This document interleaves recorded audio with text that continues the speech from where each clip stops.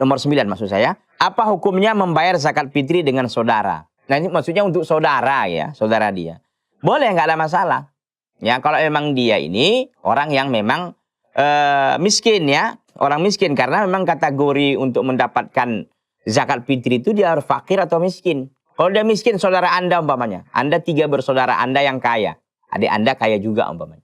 Dia yang miskin satunya, ya boleh dipersilakan, diberikan dia. Ya, diberikan dia kepadanya Pak zakat fitri. Tapi kalau dia bayar juga Pak Ustadz, berarti kan bukan kategori miskin, ya kan gitu.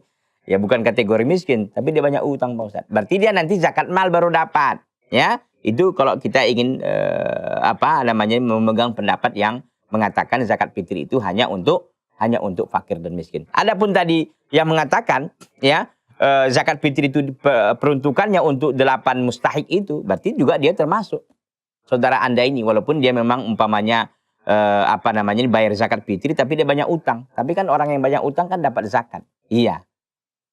Oleh karena itu kita katakan bahwa secara umum boleh diberikan zakat fitri kepada saudara Anda jika dia memang miskin, ya, jika dia memang miskin.